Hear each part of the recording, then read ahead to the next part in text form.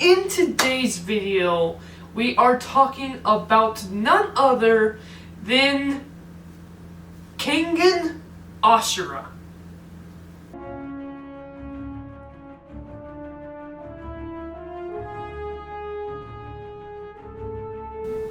Hello guys and welcome back to Dylan's Little Hobbies.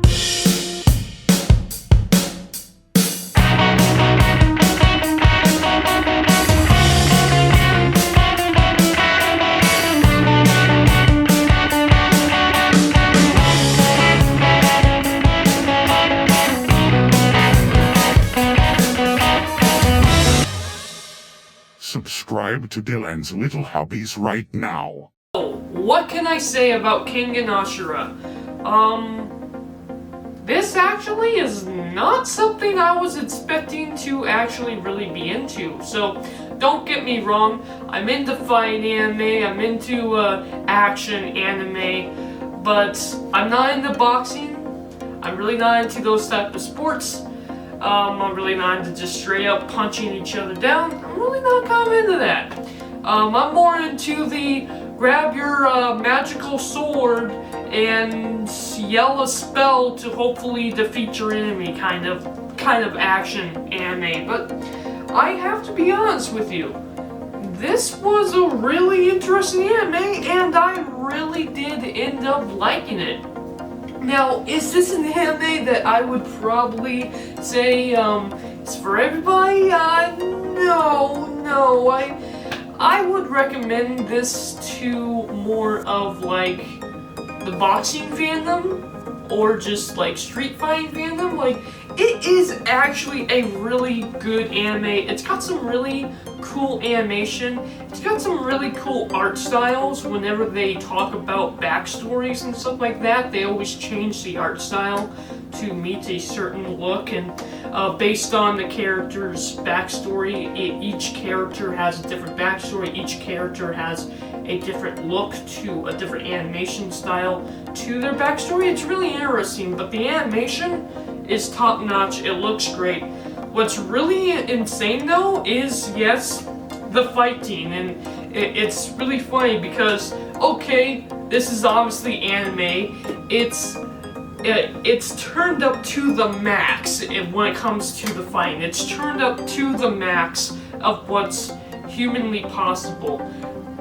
But on the other hand, when you really look at, when you really think about, when you really see what they are actually presenting in this show, they're not actually out of the realm of what is humanly possible. What is actually humanly confirmed. Like there's some crazy information, and yes, there are actually some crazy fighting moves that are thrown throughout this whole show that, you know, I'm not into boxing, I'm not into fighting, I'm not into street fighting or anything like that. So moves and what certain boxing moves or kung fu moves they would use or anything like that, I have no idea about that stuff. And this show actually presents that stuff in a really interesting, it presents all that information in a really interesting and impressive way. It's a very entertaining way they present all these fighting moves, and how by the end of the show you really kind of understand how certain fire moves would work in the real world. At the same time, the animation makes it look 10 times even crazier and faster than was humanly possible. At the same time, you can kind of almost see that that's really grounded in reality. I really like that. It was a really interesting way to write the story.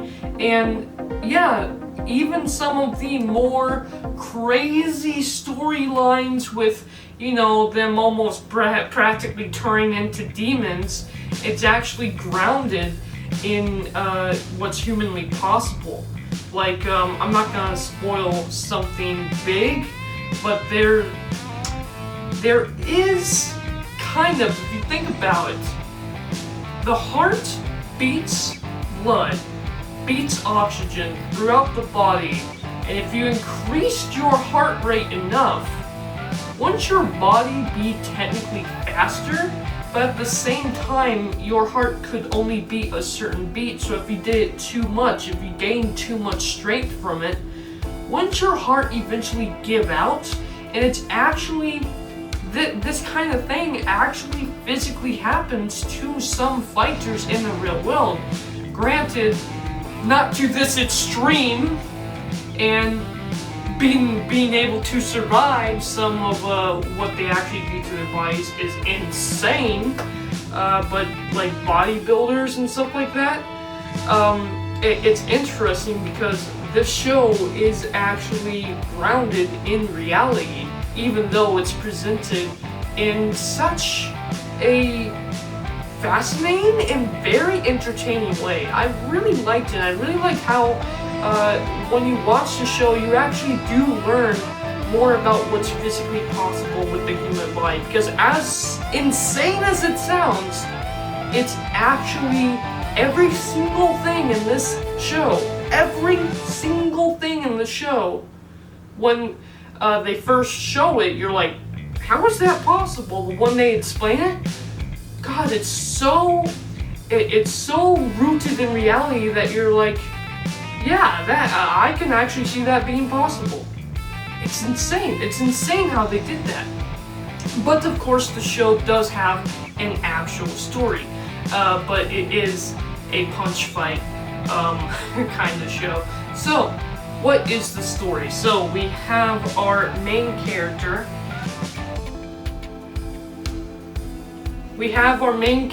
Kazuro, and you know, he's just your average guy. He's selling TVs, he's trying to make a living. He's not really interested in the shadow side of companies or anything like that. But it turns out his boss is. So his boss introduces him to the shadow side of the company. In other words, the stuff going on behind the scenes. It turns out that they hold matches of fighters. They literally go out, they find someone who is really strong, and they pay him to fight for them in rings, and they bet on who's going to win or not. Like if one fighter beats another, for the fighters, it's just to see who's stronger. It's just to prove that they're the best of the best. But for the companies that hire them, the shadowy side of these companies is really just to gain power, gain money over their competition. And if they win the bet, if their fighter wins the bet, then they get all the power they want. They get all the rule they want over the competition. And that's where the kangan matches come from.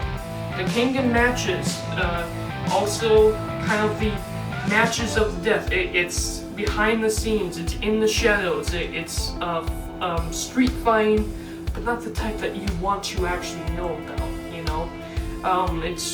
It's really scary, actually. It's really shadowy. I like the way the show presents it, though, because we see everything through Kazugo's eyes. Like, we see everything through his eyes. You know, he is basically what we are in the show.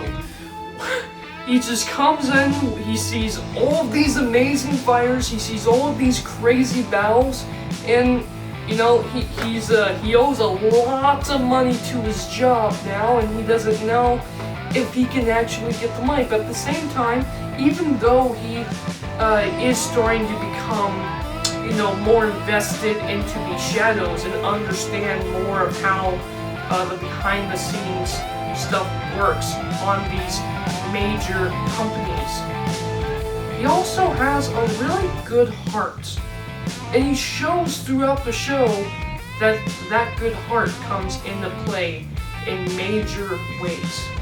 He really just wants to get out of debt and protect his family, protect his friends.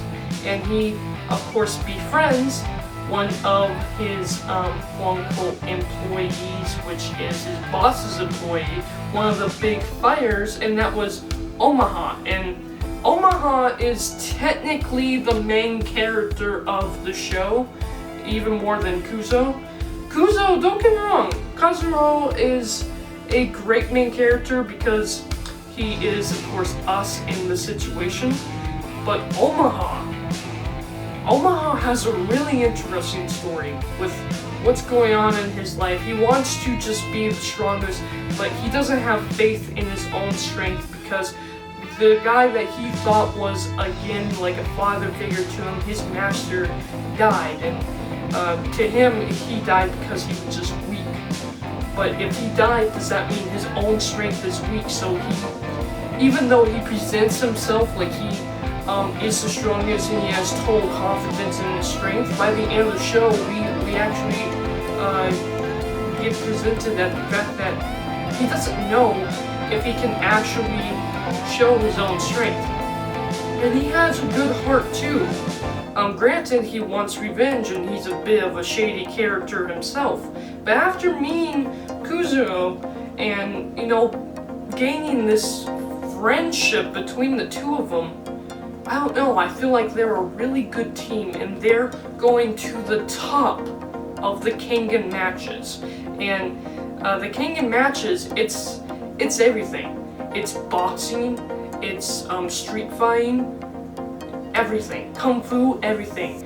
As long as you're strong enough and you are hired by a company to represent the company in the kangan matches, then you're allowed to fight. And whoever wins the kangan matches wins power over all of the companies that are there, basically. That's the bet, who can be the strongest for the fighters, but how much power, how much money am I gonna get if I win? That's the bet. And of course, when it comes to Kuzuro, he has to do it because he was kind of tricked in by his boss, because his boss left him all of the debt. Yeah, so he's forced to do it because of all the debt, but he is starting to help Omaha, and Omaha really is just trying to prove that he's the best, get some revenge for what happened to his master. But at the same time, as he goes through the fight, he starts hallucinating about his master, and he's really wondering if his own strength can actually win the day. And this is anime, and yes it is, but trust me, there's a bunch of other characters that I haven't even talked about, with some amazing, incredible backstories, some amazing, incredible fights happen in the show that, again, are really grounded, and you can see how that would actually happen in real life. That I like the way it's presented to the point where I watched the entire show and liked it. It's not a show that I would say is for everybody, but I do recommend it. I say it's a good 7 out of 10. I would definitely recommend it if you're into like boxing or anything like that. My friend Austinator, you're into WWE stuff, right? Dude, if you're into wrestling, you gotta watch the show. Thank you guys for watching, and I am out for now. Let me know your thoughts about Kangan Ashura. And let me know if you've seen it or not, or let me know if you're going to watch it now that you've seen this review. Thank you guys for watching, and I am out for now. Bye.